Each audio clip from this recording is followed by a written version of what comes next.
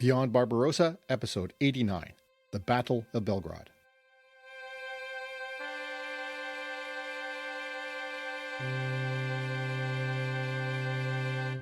Welcome to Beyond Barbarossa, the first English-language podcast in the world to focus on the Eastern Front of World War II. I'm Scott Burry, podcasting from the Redbeard Studio on traditional Anishinaabe-Algonquin land, also called Ottawa, in the free, independent, and sovereign Canada. I'm alone in the Redbeard Studio today, uncharacteristically. Neither of my assistants, Daisy the Dager Doodle nor Ragnar the Magnificent Ragdoll, are here, so I'll have to see if I can manage to get through on my own. This is episode 89, and we're going to look closely at the liberation of Yugoslavia, if we can call it liberation, and the battle for its capital, Belgrade, between the Red Army, Yugoslavian partisans, and, of course, the Axis.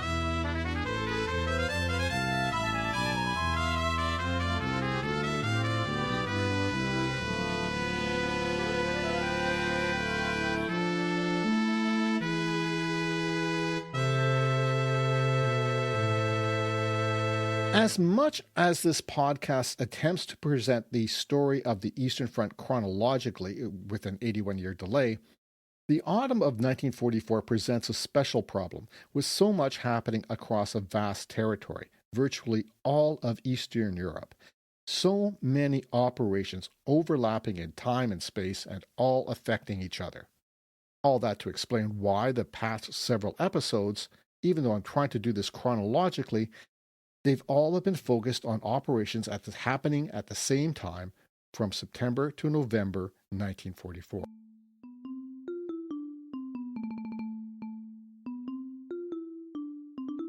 From episode 83 about the Warsaw Rising in August, episode 85 on operations in Finland and Romania, episode 86 on the Baltic operations that drove the German Army Group north into the Courland and Memel pockets, episode 87 on Hungary, and the last episode, number 88, on the Red Army's initial abortive and horrible incursion into East Prussia.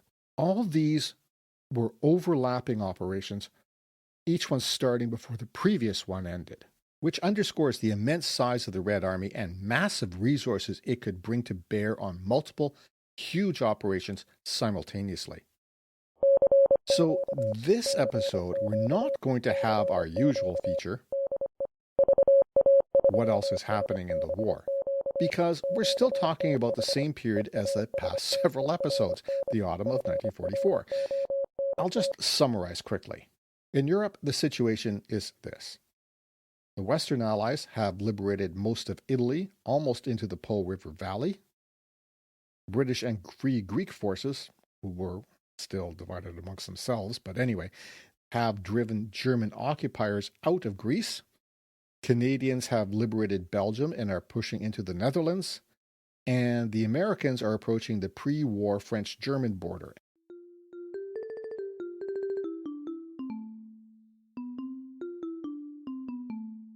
Now I want to look at the political dimensions.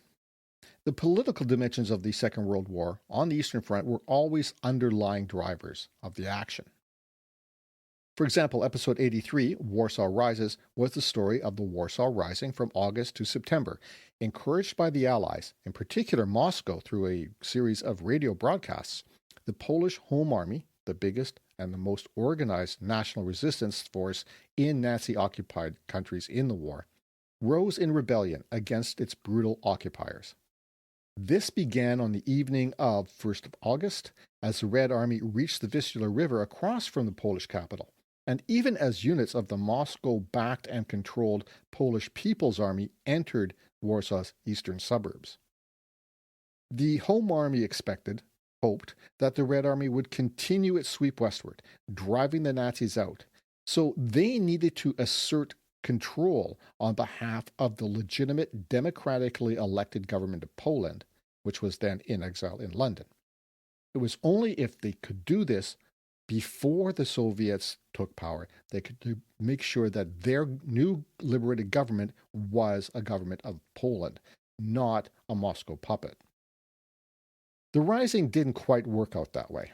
Instead, the Red Armies malingered outside of Warsaw, claiming they had exceeded their supply lines and needed to bring their logistics up to the new front lines. But there was much more to it than that.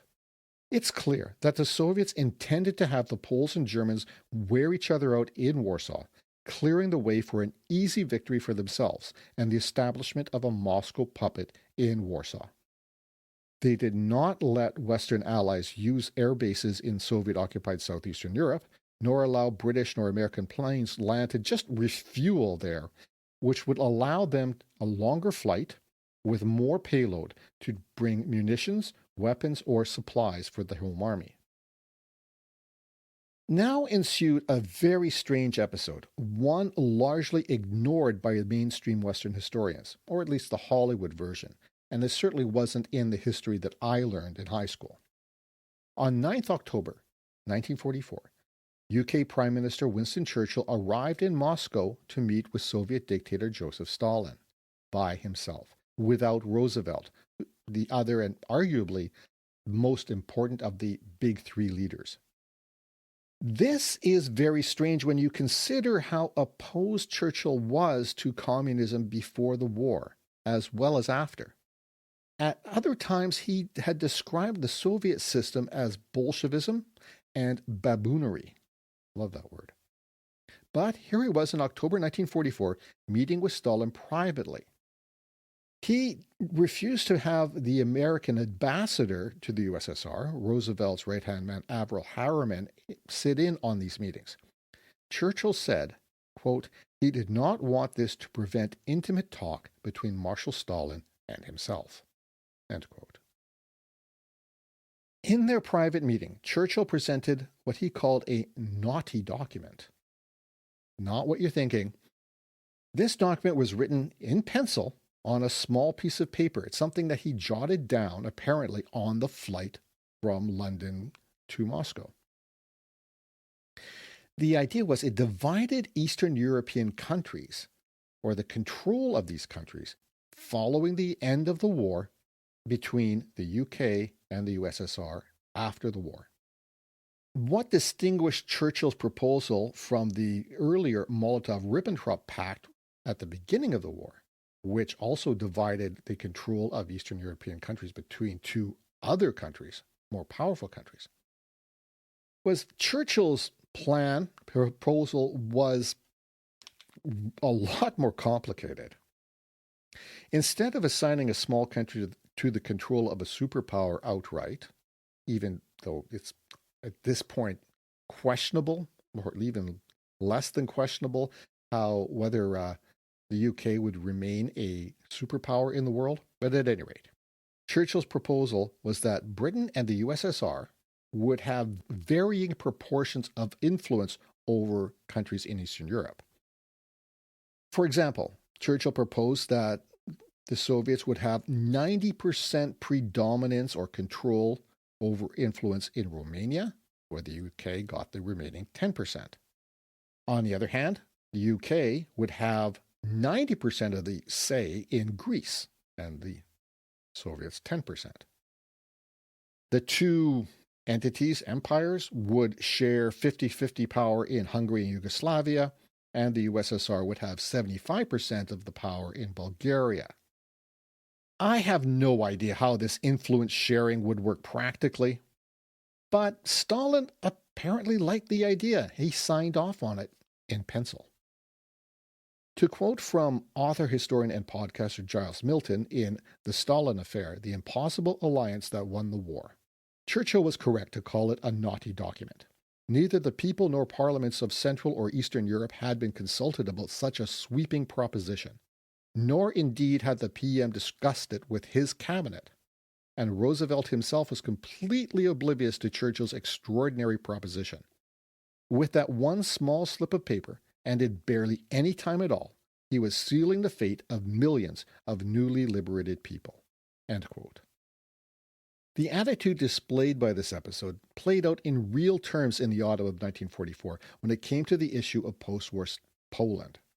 There were actually multilateral discussions involving the Soviets, Stalin, Churchill, and Roosevelt's people about the post-war borders and status of the liberated countries of Eastern Europe. Now, Stalin wanted to literally move Poland 100 miles or 160 kilometers westward. So territory in what had been before the war Eastern Poland would become part of the Soviet Socialist states of Lithuania, Belarus, and Ukraine. Poland would be compensated with land from Germany, including East Prussia. Well, except for a triangle on the Baltic coast around Königsberg, which persists today as Kaliningrad. As you'd expect, the Poles objected strongly to this. But Churchill said to the head of the Polish government in exile in London, Stanislaw Mikolajczyk, quote, "We are not going to wreck the peace of Europe because of quarrels between Poles. Unless you accept the frontier, you are out of business forever. The Russians will sweep through your country and your people will be liquidated. You are on the verge of annihilation." End quote. In other words, you don't have any cards.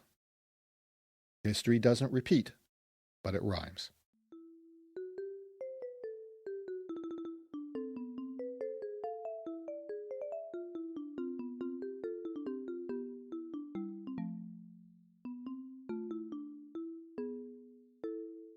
So now let's focus on Yugoslavia. A bit of background.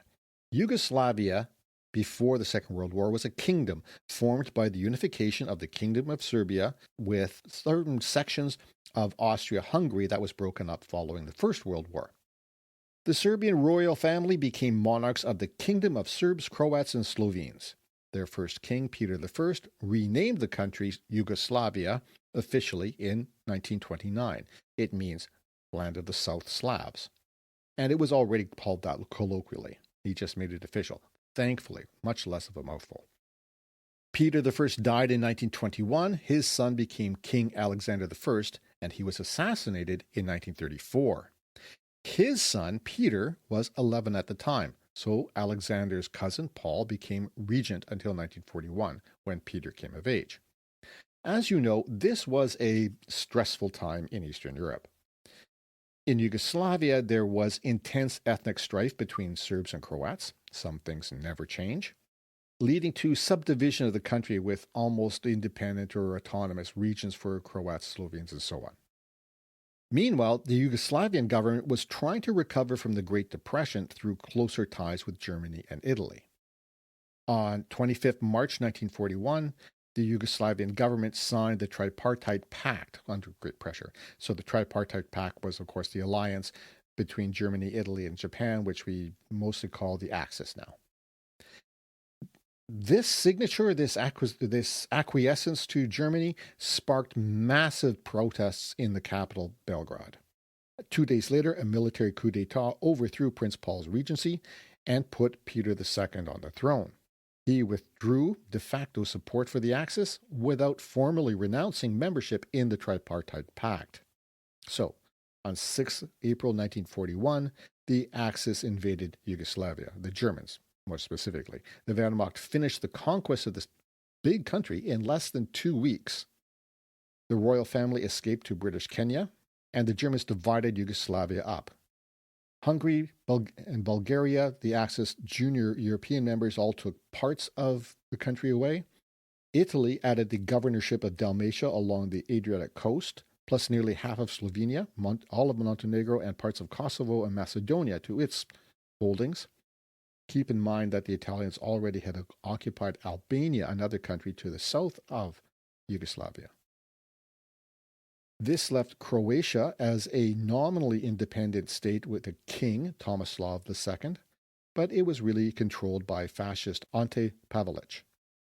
And that left a rump Serbian state under German military administration.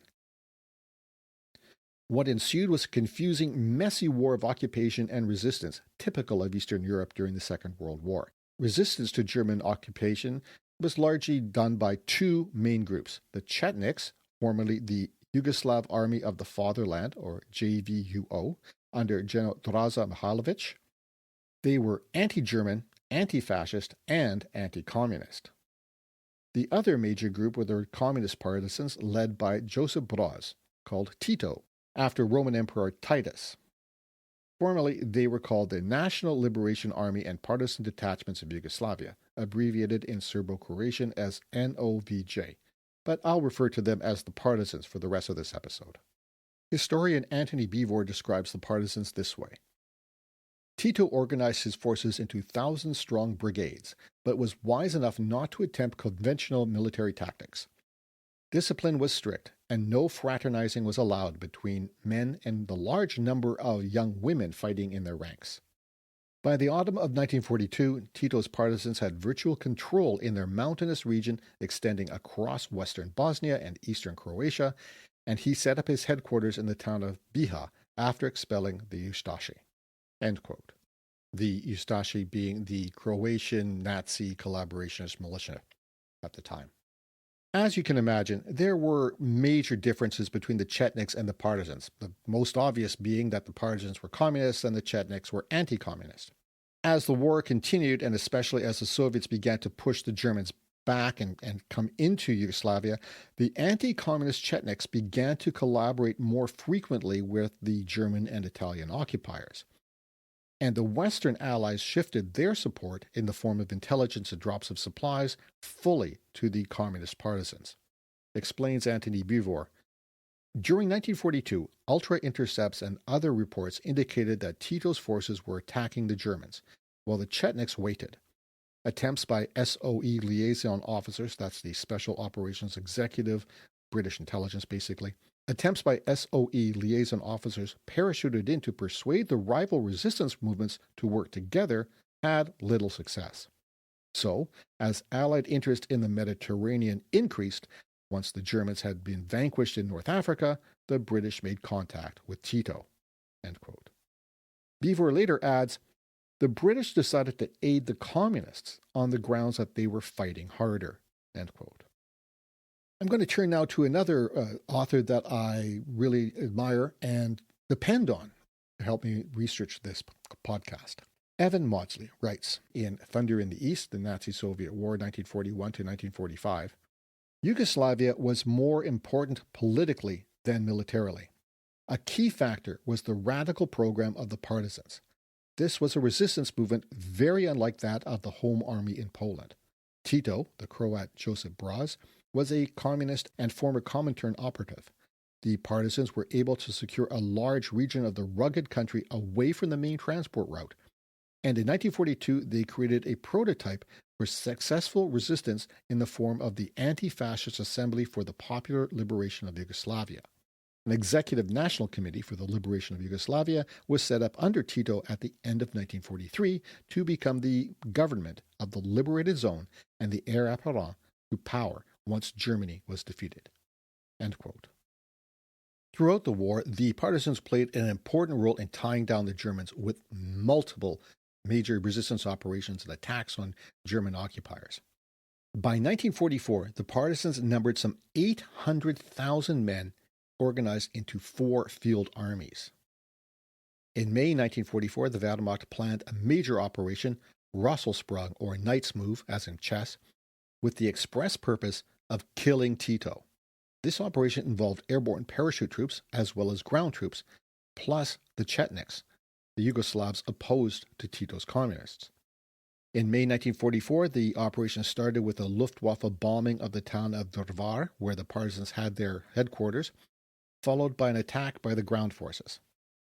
Tito and his headquarters staff managed to escape. Other partisan groups and units of the partisan armies counterattacked, and the German operation failed. It was around this time, so the spring of 1944, that the Western Allies stepped up their bombing operations from Italy into Yugoslavia. These operations coincided nicely with the Soviets and their new allies moving into Yugoslavia by September 1944. So that's the situation in Yugoslavia coming into the autumn. So let's take a short break, and when we come back, we'll get into the Battle of Belgrade itself.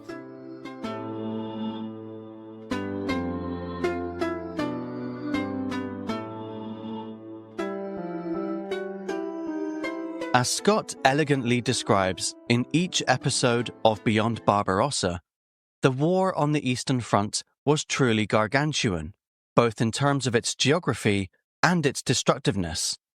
But given that there is so much territory to cover, and that so many millions of men were involved in the fighting, it's perhaps inevitable that some battles from the Eastern Front get overlooked.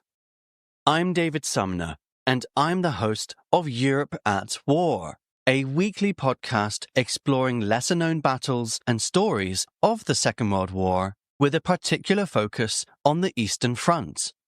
From the drama of thousands of trapped German soldiers and terrified civilians attempting to break out of the Halbe pocket, to the unexpected and blistering counterattack launched by German forces on the Red Army during the Battle of Bautzen, many of the Eastern Front's most dramatic battles, particularly those which happened towards the end of the war, have long been neglected by historians, and their stories have remained untold until now. So to hear these incredible tales from the Eastern Front and more, check out Europe at War, available on all podcast platforms. Thank you. Now let's get back to the show. Hi, Scott here. I hope you enjoy this episode and that you get a lot out of the whole podcast. As far as I can tell, Beyond Barbarossa is still the only English language podcast in the world that focuses on the Eastern Front of World War II. If you do like it and you want to help me keep it going, please give it a rating and or a review on Apple Podcasts, Google Podcasts, Podbean, Amazon, or whichever platform you listen to it. That helps let other people know about it and find it more easily. Patreon is another way you can support the podcast, my research, and podcasting expenses. All you have to do is go to patreon.com/beyondbarbarossa and sign up at whatever level of support you choose. Patreon's another way you can support the podcast, my research, and podcasting expenses. All you have to do is go to patreon.com/beyondbarbarossa and sign up at whatever level of support you prefer. Patreon supporters get early, ad-free access to new episodes, as well as exclusive bonus episodes on topics like the Winter War with Finland and the pre-Barbarossa invasion of Poland by Nazi Germany and the USSR in 1939. Check it out, won't you? Won't hurt. Patreon.com/beyondbarbarossa. Thanks.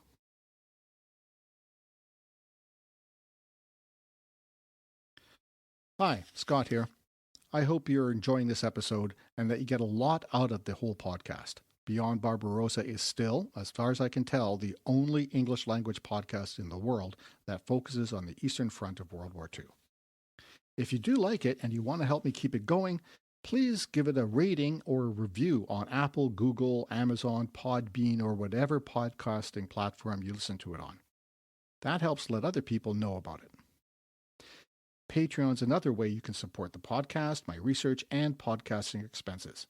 All you have to do is go to patreon.com/beyondbarbarossa and sign up at whatever level of support you choose. Patreon supporters get early, ad-free access to new episodes, as well as exclusive bonus episodes on topics like the Winter War between the USSR and Finland and the pre-Barbarossa invasion of Poland by Nazi Germany and the Soviet Union in 1939. Check it out, won't you? Just go to patreon.com/beyondbarbarossa. Thanks. Did you know that the cappuccino was invented by a Ukrainian? Or that many first names, like Philip and Agatha, were brought to Western Europe by Ukrainian princesses? Or that a Ukrainian was the first female given the rank of officer in a modern army? Well, if you didn't, and even if you did, you can learn more on my podcast, Wandering the Edge, a podcast about Ukrainian history with a spot of travel, and all in English. And if you like Beyond Barbarossa as much as I do, because, well, it makes my life a whole lot easier since I don't have to do any episodes deep diving into the Eastern Front of the Second World War, please take a listen to Wandering the Edge for a deep dive into Ukrainian history, culture, and traditions. Find out more on wanderingtheedge.net. And now let's get back to Scott exploring and explaining the Eastern Front of the Second World War. Welcome to part 2 of episode 89 of Beyond Barbarossa. We're now going to bring all our protagonists and antagonists together in Yugoslavia and the ultimate prize, the capital city, Belgrade. A quick note on geography. Just to help orient you, there is a map on the webpage for this episode. Belgrade is at the confluence of the Sava with the Danube River. So, the background is, in late September, 3 Bulgarian armies, the Bulgarians were now allied with the Soviets, remember, totaling 455,000 men, entered Yugoslavia to block the Germans withdrawing from Greece. The Brits and the Greek resistance had pushed them out of that country, and that may be the subject of a special bonus episode in the future. The Yugoslavian Partisans' 23rd Division captured the town of Zajacar in eastern Serbia on 7 September, after fierce fighting with police battalions and auxiliary military units. A week later, they took the town of Negotin, about 50 kilometers or 30 miles northeast. So this established sort of a line beyond which the Germans were pushed, running rough northeast to southwest. The Germans responded, of course, sending in the 1st Mountain Division on 9th September, engaging the partisans who were determined to keep them out of the Danube Valley. This German division, commanded by General Hans Felber, retook Zajacar and reached the Danube River closer to Negotin by mid-September. The 1st Mountain Division, augmented by 3 more regiments, including the 18th SS Mountain Police Regiment, attacked the left or northern bank of the Danube in an attempt to take control of the Iron Gates. This is a striking gorge on the border between Serbia and Romania. It's a historic area, the site of the bridge of Roman Emperor Trajan. And there's a map and a nice picture on the webpage for this episode. Anyway, the Germans' effort failed when the Red Army's 75th Corps, which was moving westward in the same region, met them from the east. The Reds crossed the Danube on 22nd September. The Germans counterattacked and held them off. The 57th Red Army added 3 more corps to this operation, and by the end of the month of September had retaken Negotin and were fighting in Zajacar again.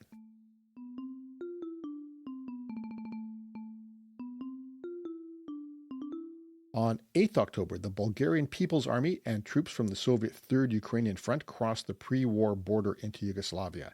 According to Evan Mawdsley, quote, "The Yugoslavs reluctantly agreed to allow Bulgarian troops to support an attack on Niš in eastern Serbia. But the Stavka, the Soviet High Military Command, had to get directly involved." End quote.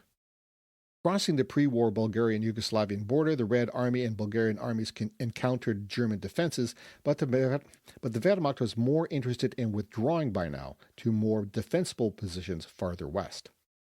To support these advances, the Western Allies sent 1,973 aircraft, mostly from the 15th U.S. Air Force, to bomb German and collaborationist air bases and participate as air support during those ground operations.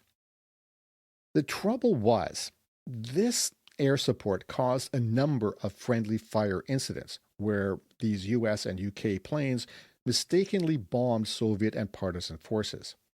One of the most infamous incidents was the Niš incident of 7th November, when P-38 Lightnings from the 82nd Fighter Group of the 15th U.S. Air Force, based in southern Italy, flew a mission to strike German motorized columns and trains in southern Serbia.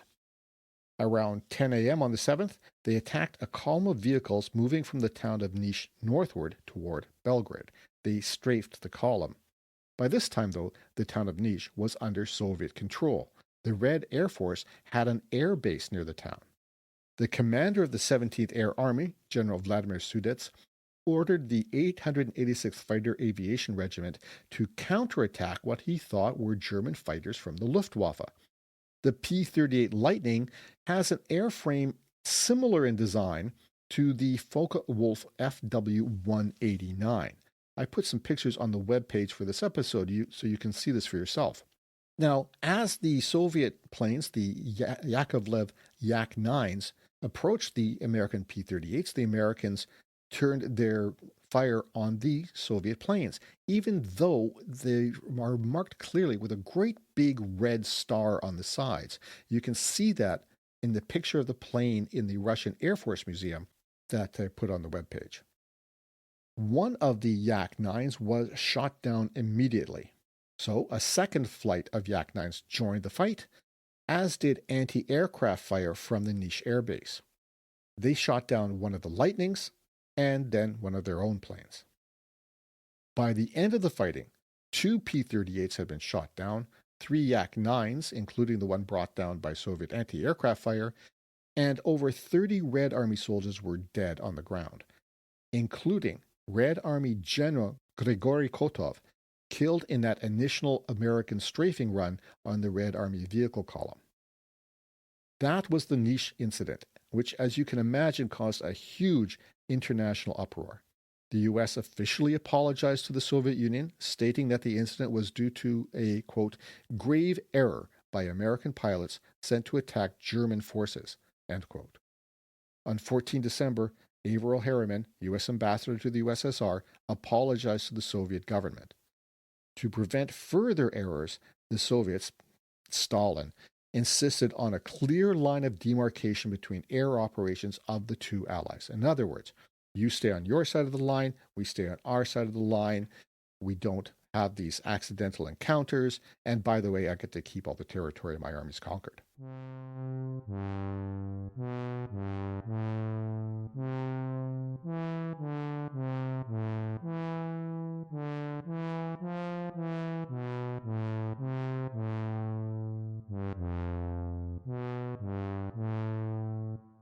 And now finally, let's zoom in on Belgrade. At this point, the Soviet army, the Red Army, was moving like a red tide, as they had been since, 1943. German Army Group F was the force stationed in and around Belgrade, responsible for keeping Serbia under control. They brought in everything they could to try to hold the tide back. But the Wehrmacht of late 1944 was not even a shadow of the force of 1941, not even of early 1943. On 5th October, Army Group F moved its headquarters out of Belgrade to Vukovar, Croatia, 143 kilometers or 95 miles west. The tide was coming fast. In 24 hours from 7th to 8th November, the 5th Guards Motorized Rifle Brigade itself moved 120 kilometers from Negatin, an incredible distance in wartime. The Germans tried clever tactics. That's what they were known for, like splitting their defenses into 3 groups to hold back their adversaries advancing on 3 separate axes toward Belgrade from the north, the east, and the south. It didn't work. Despite these clever maneuvers, the Soviets, the Bulgarians, and Yugoslav partisans kept coming closer. By 13 October 1944, the 1st Brigade of the Partisans' 5th Division had reached the Danube River just south of Belgrade.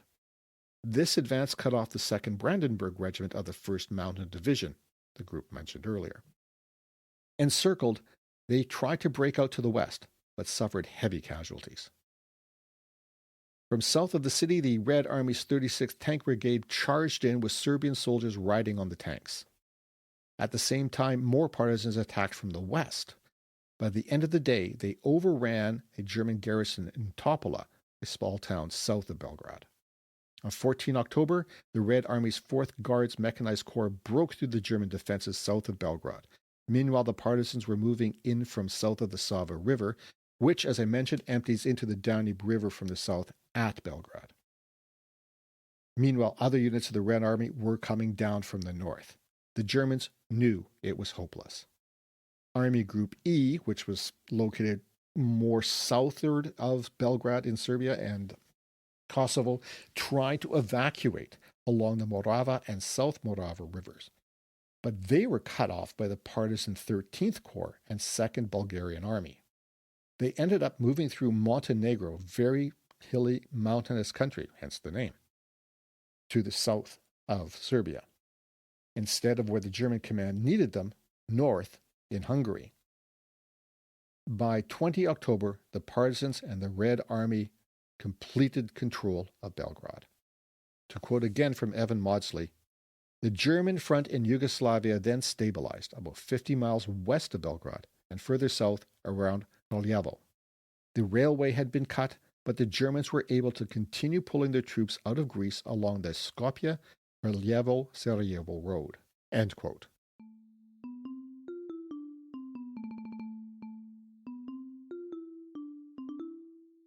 I won't say that Belgrade and most of Serbia were liberated at this point. The Soviets were now in control, and that didn't look anything like liberation. On the other hand, the Germans were out and were in a very difficult position. The Yugoslav partisans now controlled a bridgehead on the north bank of the Danube at Baranja, giving them a great launching pad for an offensive toward Budapest, Hungary.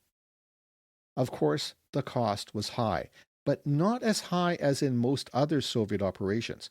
Soviet sources claim that their losses in Yugoslavia, or specifically Belgrade, were around 8,000, and half of that in the final push to take Belgrade. But the Bulgarians lost over 3,000, and the Yugoslav partisans lost 2,953 during that final attack on Belgrade. These numbers, though, don't take into account all of the losses through the fighting in Yugoslavia over these months. German losses were in Belgrade itself were light in comparison to the Soviets, also in comparison to other battles for cities at this time. They claimed fewer than 500 German and Italian soldiers lost in Belgrade, but that has a lot to do with the fact that they had pulled most of their forces out of the city before the Red Army and Partisans got there. That number also does not take into account Army Group E, which was cut off before the final assault on Belgrade, and had to try to break out to the south. Estimates of their losses go as high as 15,000, but they're not easy to verify. The loss of Belgrade and Serbia put the Germans, as I said, in a very bad position. The Red Army held important bridgeheads over the Danube and were in Hungary, as described last episode, and as I mentioned, Army Group E was still fighting its way westward to Bosnia. But that's a good place to leave off this episode. Thank you for listening to Beyond Barbarossa, the podcast about the Eastern Front of the Second World War. As always, you can find maps and lots of historical photos on the webpage for this episode, including some pictures showing just how similar the P-38 and FW-189 fighter planes are, and how clear the red star is on the side of a Yak-9. Go to beyondbarbarossa.ca or beyondbarbarossa.podbean.com and click on the title for this episode, The Battle of Belgrade. I want to thank all who have supported the podcast through Patreon.